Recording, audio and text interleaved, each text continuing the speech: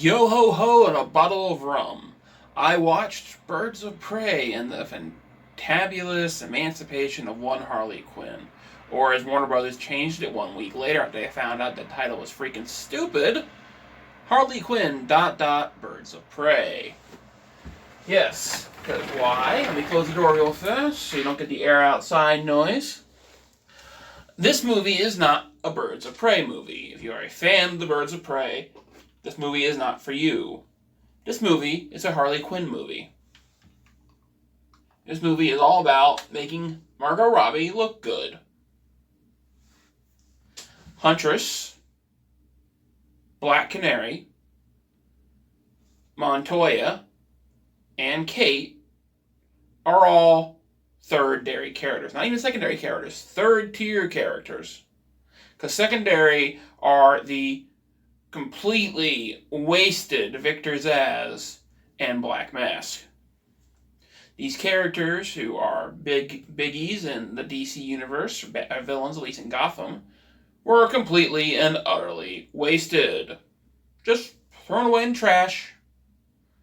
As well as Black Canary and Huntress and all them. But, they could come back because they're not dead.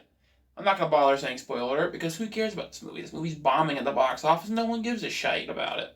You've come here because you don't want to watch it and you want to hear someone talk about this film. So that's what I'm doing. As someone who actually likes the DC universe and I'll admit that Suicide Squad is garbage. But fun garbage. This isn't fun garbage. It's just stupid. You can tell there were two different directors because they hired the director that shot John Wick 2 and 3 to redo the fight scenes, or some of the fight scenes. Like the last one is definitely the woman who directed the rest of the movie, because it's all fun and games and no nice angles and shots like that. The other fight scenes in the movie, you can tell are the night angles. You can actually tell what's going on. And the funny thing is, the person that wrote this, I think, honestly forgot that Laurel, Black Canary, for those who don't know, is a metahuman and actually has powers. I mean, they mention it, but she doesn't use them, even when she's in trouble. Where she could have easily gotten herself or Harley out of these situations where she wouldn't have to work for Victor and them. She doesn't use her powers, where she would have easily got the diamond back from the little girl. She doesn't use her powers. Kind of stupid. And you can tell it's been edited because the original version of this film that they made before they made this edit was the Black Mask was gay and he took some dick pics of himself or some naked pictures and he put them on the diamond. And then, now it's the Kane. Now it's not Kate Kane, that's the little girl. Now it's Huntress's bloodlines diamond. It belongs to her family, and her family was murdered for this diamond. It's sad when the Arrowverse, something that DC Universe fans hate for the most part, did more justice for the characters than the movies did. That's sad. If they made one with this version of Black Canary and Huntress in their own little movie, maybe I'd watch it, or like a TV show, I might give it a chance. It's funny because they kept complaining about how Harley needs to be in an ensemble film. What ensemble?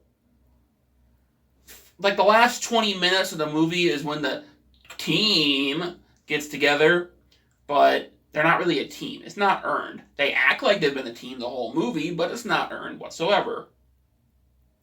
They're just together. I mean, at least the Suicide Squad were in the same vicinity of each other. They didn't like each other, but they were in the same vicinity of each other. So you gotta give them that props for that. And you can't even say, well, that's not even the movie David Ayer wanted, because, 2 hours of that movie's missing still. We're never gonna see that because, Warner Brothers doesn't want Joker to be known, or they don't want to know how bad the executives fucked up, because just like with Snyder's Justice League, they had their hands so deep up inside of a Suicide Squad's production that They took what David Ayer wanted to make, and they said, fuck it, we're not doing that. It's like Green Lantern. They put their hand inside and said, we're going to make it our way. We know how to make movies, and then it failed. Well, actually, it didn't fail. It actually made a tiny bit of profit, but not enough for them to keep going with it. They decided to reboot the universe again. And BVS. They stuck their hand inside where it didn't belong. Most people agree. The extended cut, hell of a lot better. Some people even say it justifies the movie. The extended cut of the film. Those extra 40 minutes. Most people want to see the Snyder cut. They hate what Joss Whedon did to the Justice League. The executives really need to keep their hands out of things, but some things they should poke their hands in, like this film, because it was their decision to have it re-edited and to have the new director hired to do reshoot scenes. They should have had him do the whole movie. And no, it's not because I'm a guy. Obviously, as I've said, I like these characters. I liked them in Justice League Unlimited. I've read a few of their comics. I liked them on the Arrowverse, well, at least the ones that appeared. I like Black Mask and Under the Red Hood, the cartoon movie that came out. He's a villain there. So it's not that, oh, he hates women. It just wasn't a good movie. This movie's like a meh at best. It's one of those films that if there's literally nothing else on, and you honestly don't feel like getting up and putting a DVD in, or you just want something for background noise, that's what this movie's for. It's a middle-of-the-road, nothing bad, nothing horrible, nothing miraculous, nothing fantabulous. It's just meh. It exists. It's there. Would I watch it again? No. Will I buy it? If it is on Black Friday for like $5, whatever format's available, I might get it just to have just to help the completionist part of my brain. But I'd probably honestly never open it unless there's a digital copy inside of it to claim a dad to the library so other people in my family can watch it. I've never watched the disc. It would just sit there on the shelf for completionist purposes. If you're a collector, you know what I am talking about. This movie had opportunities to do stuff right, and it failed.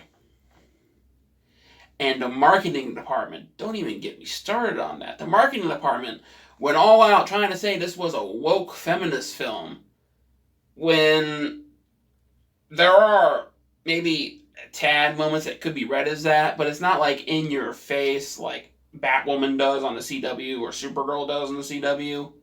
It's just there because there's no decent guy in this thing.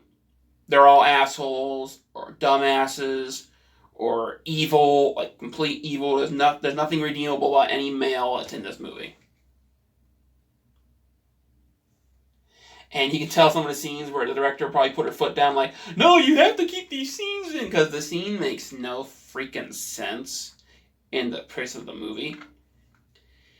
I feel a little sorry for the fans of Kane, the girl supposed to be Batgirl. It's not that they race swapped the character or anything. It's because she didn't do anything. She just kind of stood there and looked dopey. The actress they did for her was frumpy. She didn't do anything. It was a complete butchery of the character and a waste of the character.